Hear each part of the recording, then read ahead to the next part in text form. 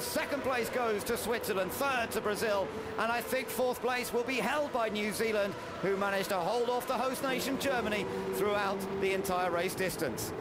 The lapped car of China coming through, and then we'll wait to see, has Malaysia been able to hold on to sixth? That's a good result for Malaysia, having started way down in 18th place on the grid. Malaysia finishes in 6th, Canada 7th, Italy in 8th position, Mexico 9th, and the final point goes to Ireland. Ralph Furman recovering well after being squeezed out on the grass on the first corner. Well, a total masterclass from Nicolas Lapierre and Team France. They really had control from the beginning, and in spite of that very, very tight situation in turn one where Scott Speed, Team USA, and Robbie Kerr, Team GBR collided, Nicolas Lapierre and Team France kept out of trouble and controlled this race from the front, never under pressure either from Switzerland or Brazil. Finished just over 2 seconds ahead of Team Switzerland and a further half a second ahead of Team Brazil. So delight again in Team France, and team principal Jean-Paul Grillo no doubt delighted as well. Yeah, well, Robbie Kerr making his way back to his stricken car, and of course because they weren't able to get it to the pits, the team is going to have a very limited time, John, to get that car repaired for the feature. Yes, the damage looks to be the front suspension, whether it's a wishbone and steering arm or anything more than that, but certainly that car will have to be taken back, as we saw with Jos Verstappen. He got his car back and gave the team the upper. There's the wishbone, the back leg of the upper wishbone. That's the damage that was done when the collision occurred. And Robbie looking at it and probably ruefully thinking, well, you know, I was trying my best. He was trying his best. He went for the move. It didn't come off. And unfortunately, both he and the Team USA car out on the spot, and it affected a number of other entries as well.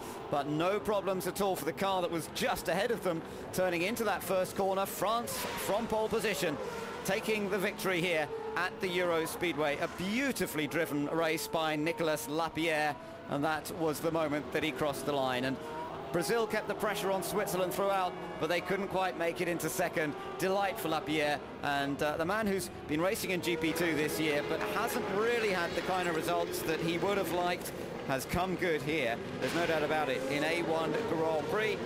And for France, it will move them right onto the tail, really, of Brazil in terms of the points, although Brazil, taking another podium spot, will maintain the outright advantage. Good result for Switzerland, though. Their best results of this short season that we've had so far. And for Neil Yarni, I think he'll be fairly satisfied with that. Yes, that's a strong result. I mean, certainly Neil Yarni, one of a number of young drivers who were very much as the fancied form coming into round one at Brands Hatch. It didn't happen there, but that was a more typical of what we expect from Neil Yarni, and I think he will go away now and well, they're celebrating with his team members. That's the kind of result that they've been looking for.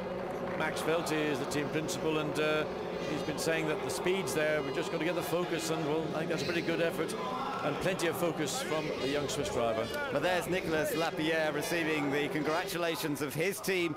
Team France have done it. They've won here the first race of the day at the Euro Speedway. The second race will involve pit stops, a little more uncertainty, but from his point of view, Lapierre could not have driven a cleaner, more decisive and smoother race than that. It was perfect. Well, the drivers are being weighed, and that weight will then be calculated to ensure that nobody was running underweight, and of course it's very critical that you get your fuel volume correct, because if it's incorrect and therefore your ballast is wrong. So Nelson Piquet Jr. walks away, helmet still on. I think he's disappointed. He felt that maybe he could have had that second place. He pushed very hard in the closing couple of laps and did close up to the rear of Team Switzerland and Neil Yarni, but wasn't quite sufficient. Not quite enough, but in terms of the points, it's still very useful for Brazil. They continue to lead in the standings, and that's really the most significant thing from their point of view. And of course, it gives him a spot starting third on the grid for the feature race later on, and that is equally important because it keeps the possibility of scoring consistently very alive. A little conversation going on between Neil Yarni and Nicolas Lapierre as they head up towards the podium area. But this is the result then. Let's just run through it. France ahead of Switzerland and Brazil. Fourth place for New Zealand, which is a great effort considering they hadn't qualified too well. Fifth for Germany. Sixth for Malaysia. That was a strong drive from Alex Young. He fended off Canada, Italy, Mexico, and Ireland recovered to 10th place courtesy of the efforts of Ralph Furman after he was squeezed out onto the grass on the opening lap of this race. 11th place went to Japan, and for Hideki Noda, his first appearance in A1 Grand Prix in the race situation. Enger fought his way back up to 12th for the Czech Republic, ahead of South Africa, Austria and Indonesia, Ananda Mikula. Christian Jones for Australia, 16th, 17th Karan Chanduk for India, and then China, Lebanon, and then the cars that didn't finish the race: Portugal, Pakistan, the Netherlands, USA, and of course Great Britain, as a result of that incident at the first corner.